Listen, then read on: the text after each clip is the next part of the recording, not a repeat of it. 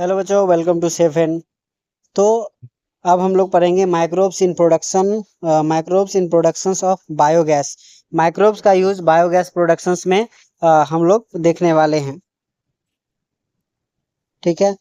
Biogas is a mixture of gases containing predominantly methane produced by the microbial activity and which may use as a fuel। जिसका use कर सकते हैं कैसे?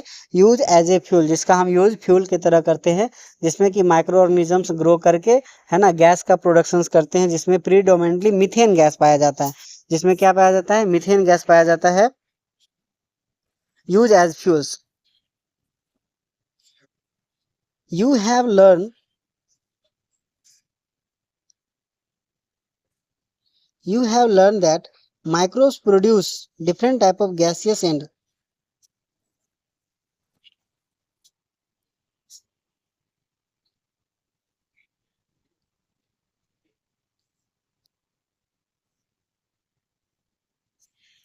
you have learned that microbes produces different type of gases in product during the growth and metabolism। हमने पहले ही देख रखा है कि जो माइक्रोब्स है that microbes produce different type of gases and product during the growth and metabolism के अंदर जो माइक्रोब्स है अलग अलग तरह के जो होते हैं वो गैस जो है वो रिलीज करते हैं। The type of gases produced depend upon microbes and organic substances they utilize। वो कौन सा गैस रिलीज होगा ये किस बात पे डिपेंड करता है कि वो ऑर्गेनिजम्स कौन है जो सब्सटेंस जिससे गैस निकल रहा है और वो कौन सा सब्सटेंस फीड कर रहा है ना। किस सब्सटेंस किस सबस्ट्रेट को यूज कर रहा है, ऑर्गेनिक सबस्ट्रेट को, उस पर भी डिपेंड करता है कि वो कौन सा गैस रिलीज होगा। In the example cited in relations to fermentations of dough, cheese making and productions of beverage, the main gas produced was CO2। जहाँ तक हम लोग बात करते हैं डो बनाने में, चीज़ बनाने में, है ना, बेवरेज बनाने में मेन गैस जो प्रोड्यूस होते हैं वो कौन से गैस होते हैं? CO2 गैस होते हैं।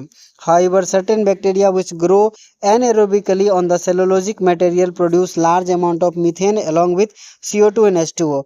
एंड जो मीथेन जो एनारोबिक बैक्टीरिया है उसमें क्या होता है? लार्ज अमाउंट ऑफ क्या होते हैं?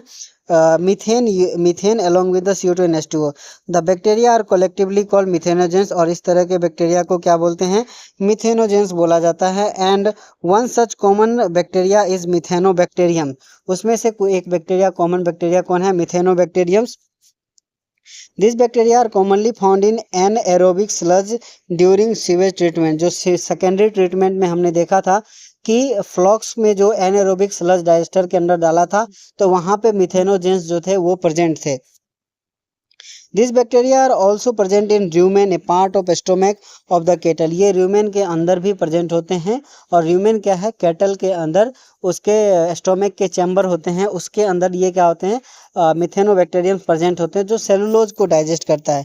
A lot of cellulosic materials present in food of kettle is also present in rumen, है ना। बहुत सारे सेलुलोजिक मटेरियल्स जो होते हैं वो खाते हैं, कौन से? कैटल्स खाते हैं, तो उसके रूमेंस में भी ये प्रेजेंट होते हैं। In rumens this bacteria help in breakdown of cellulose and play important role in nutrition of cattle. Cattle के अंदर जो होते हैं रूमेन में ये जो प्रेजेंट होते हैं ये सेलुलोज को ब्रेक डाउन करते हैं और ये ग्रेट रोल अपनाते हैं किसमें? उसके न्यूट्रिशंस वैल्यू को बढ़ाते हैं। Do you think we human beings are able to digest the cellulose present in our food? Thus excreta of the cattle, commonly called gobar, is rich in these bacteria। है ना।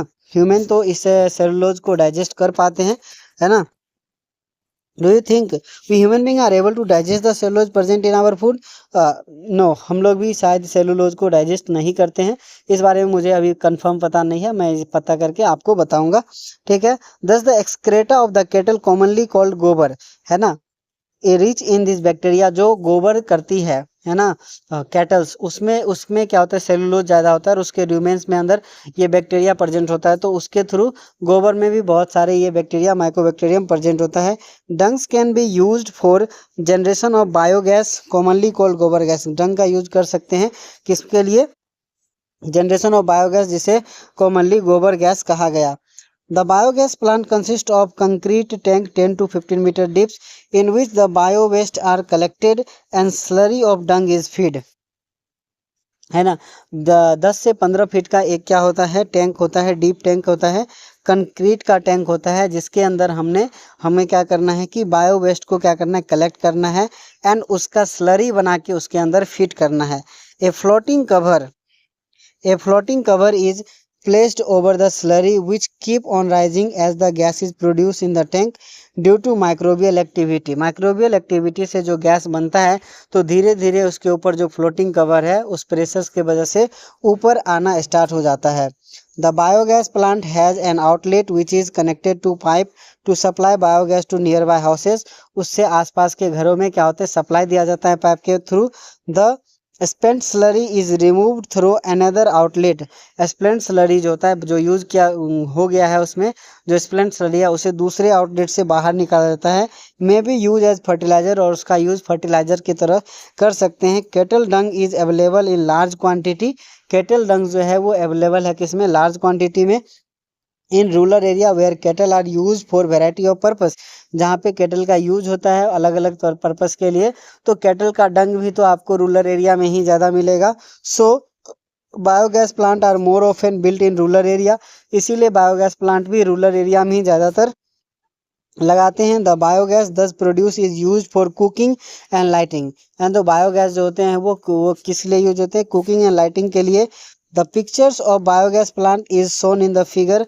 The technology biogas production was developed in India mainly due to effort of Indian Agriculture Research Institute IARI and khadi and village industries commission KVIC and IARI के मदद से क्या हुआ है, इस biogas plant का जो है ये क्या हुआ, इसके बारे में ज़्यादा एफर्ट्स लगाया गया और इसे डेवलप कराया गया।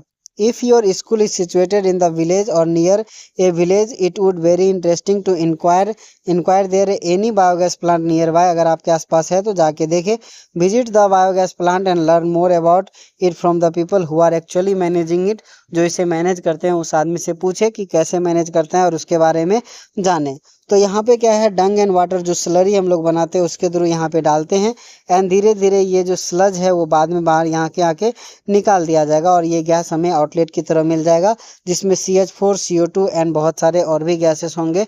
और इसके मदद से क्या होते हैं, गैस निकलते हैं और वे हाउस होल्ड में हम पाइप के द्वारा सप्लाई किया जाता है और वहाँ पे कुकिंग एंड लाइटिंग में इसका यूज़ करते हैं। तो यहाँ पे हमारा गोबर गैस प्लांट जो है वो ख़त्म होता है और इसके आगे हम लोग अगले क्लास में देखेंगे। Thank you so much.